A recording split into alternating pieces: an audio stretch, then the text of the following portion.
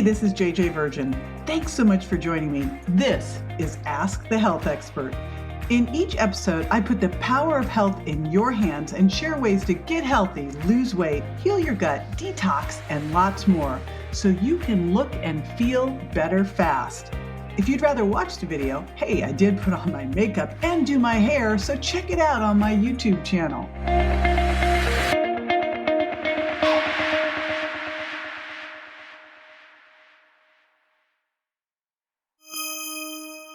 What's the one thing you think of when I say stress? Yeah, it stresses you out just thinking about it, doesn't it? If you're constantly stressed out, it's taking a serious toll on your health and your weight. You probably know that if you've been dieting nonstop and still can't seem to drop the pounds. So stick around for my top 10 ways to de-stress and tee up the weight loss.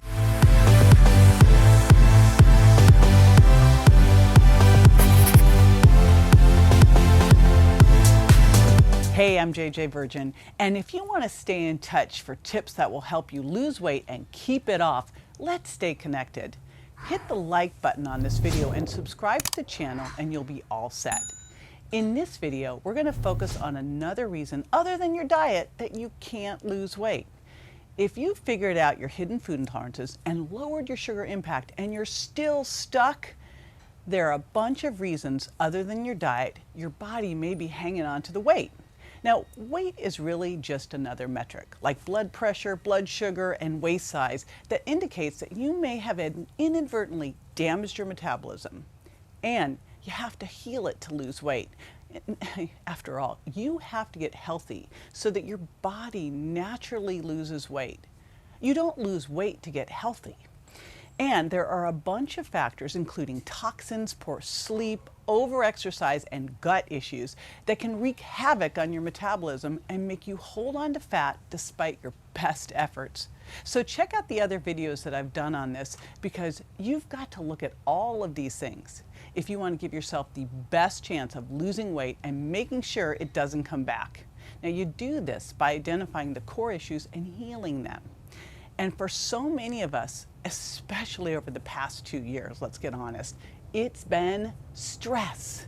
It could be financial pressure, caring for a family member, or dealing with your own health issues, homeschooling your kids, or really just the uncertainty right now. It takes a toll, and many of us are feeling it. I know I am. Just because it's common, though, doesn't mean it's good for you. You could be doing everything else right, but if you're not handling stress well, it will take you down. Now, you probably already know stress can make you gain weight, but that's not all. It can also make you age faster. It can make you lose your sex drive, and if that's not enough, there's more. It lowers your immune system. It breaks down muscle, which lowers your metabolism. It can raise your blood sugar, which can lead to inflammation and insulin resistance. It makes your gut leaky, which can lead to food intolerance, and it wreaks havoc on your hormones. Now, we're built to handle some stress. In fact, we need it. Going to the gym and working out, that puts stress on your body. It does it so that you rebuild and you get stronger, right? But what we don't need is this excess chronic stress. That puts us into this survival mode where your body thinks either you're being chased by a wild animal and chased and chased and chased, or you're going to starve. And so it cranks up the stress hormones. Now, the main one it cranks up is cortisol. And when chronic stress knocks cortisol out of whack, you're going to feel it. You'll feel it in your sleep.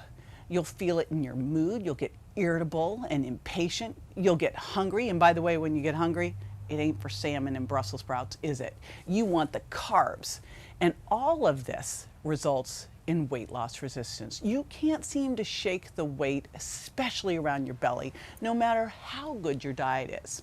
So if stress is interfering with your sleep, your moods, or your appetite, don't stress. I'm going to give you some simple tools and tips you can use to get fast results.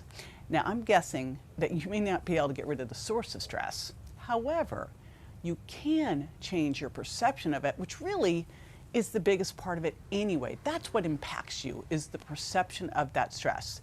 You can also do certain strategies that help your body handle it better. Now, I'm going to share my top 10. Not so that you do them all, that would just stress you out more, right? Start with 1 or 2 and then build on that. So here's some quick, easy ways to hang onto your zen. Ready? Okay, my top 10 stress busting strategies for fat loss. Number 1. Now you knew I'd talk about forks, right? Eat by the plate. See, the problem is stress messes with your blood sugar. And when you eat protein, fat, and fiber together, you can counteract that. This is fantastic because you know that protein, fat, and fiber help keep blood sugar balanced and help keep you more satiated. I've got 50 loaded smoothie recipes in my smoothie guide. This is a great way for you to break your fast every morning and get that protein, fat, and fiber so you start the day with great blood sugar balance. Super important. Next one, something that I do every single day, along with that loaded smoothie, I do green tea. Now, if you don't already drink green tea, you really want to get in on this. Here's why. Green tea, first of all, and when I say iced green tea, everyone always thinks I said ice cream tea. No, I'm saying iced green tea. It makes you feel good, and it does a ton of great things for you.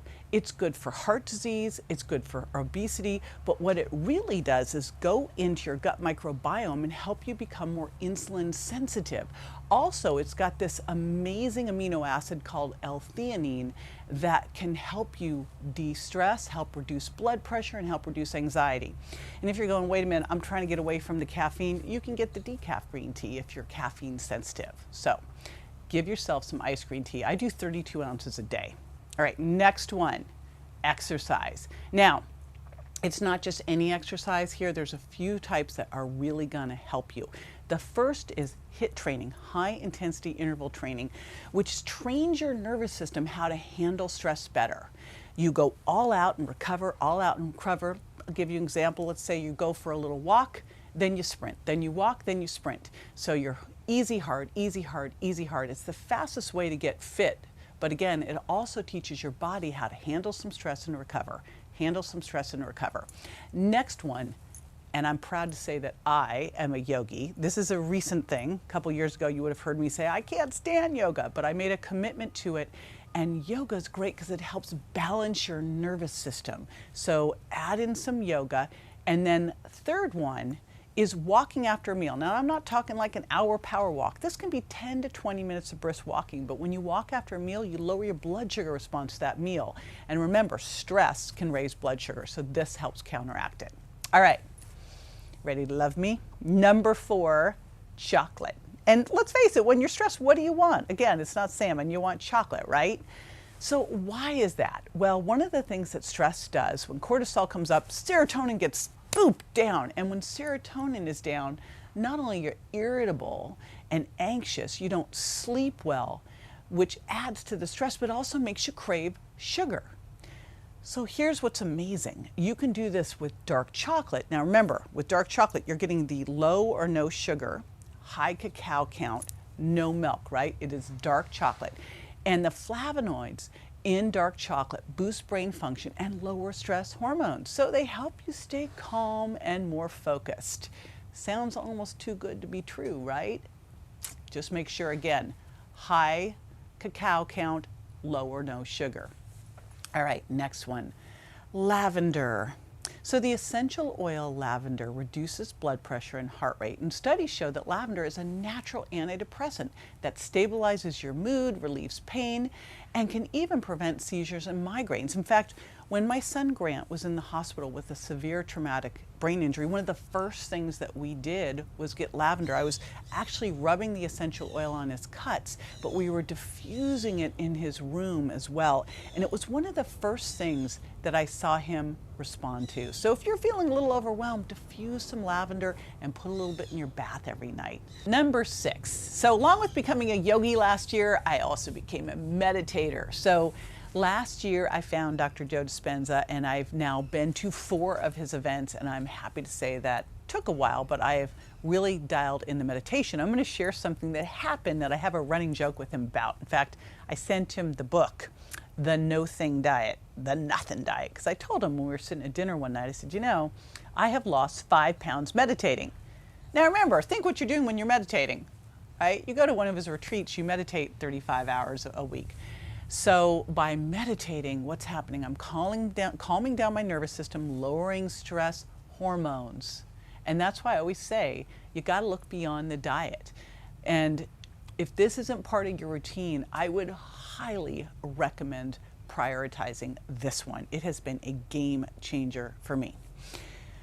All right, supplements. The right nutrients can make a world of difference. One of the things I like to do every night is I take my magnesium body calm. I take 3 every night before bed, so that's important. So not only is magnesium great for just body aches and calming down your body and great for your nervous system, but remember, it's also critical for being able to absorb vitamin and use vitamin D. Okay, next one of the things that stress does is it depletes vitamin C and the B vitamins. So these are super key critical to supplement here. And then omega-3s. Remember, omega-3 fish oils, they're so good for your mood, but they also help your hormone receptors work better as well. And they help reduce inflammation.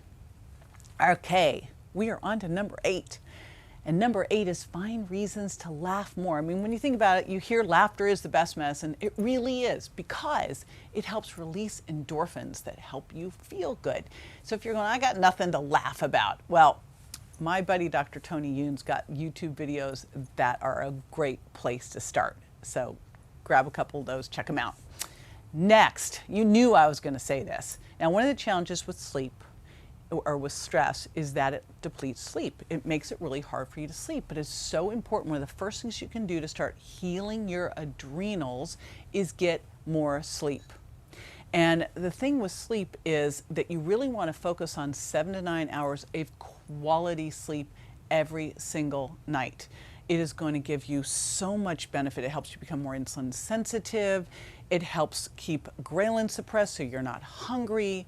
And again, a big challenge with this is often when you're stressed, you're lowering serotonin, which you need to make melatonin, and you don't sleep well. So if that is you, because that is me, I use my sleep candy every single night. All right, and finally, number 10, your mindset. So if for you this falls into the, okay, but what am I supposed to do about that, JJ? Remember that a lot of stress is really just your perception of the stress, and there are things that you can do to change it. Now, I talked about meditation and I talked about doing high intensity interval training. Here's another one, gratitude. If you begin to practice gratitude by keeping a gratitude journal, and each morning, I mean, this is so simple, costs nothing, takes no time. Pull that journal out, write at least 3 things that you are grateful for. You're going to be blown away. I dare you, double dare you to do this for a week. You are going to be blown away by the difference that you do. In fact, this was the number 1 thing I did when my son Grant was in the hospital and things were really grim and really bleak, and it made a massive difference. All right, now I've just given you 10 strategies I use regularly, and you don't need to start all of them at once, okay? Let's get real though. Stress is not going away. So we've got to build in those strategies to be able to handle it better. We've got to get resilient. So I want you to take all of these and go, which 1 or 2 am I going to start with?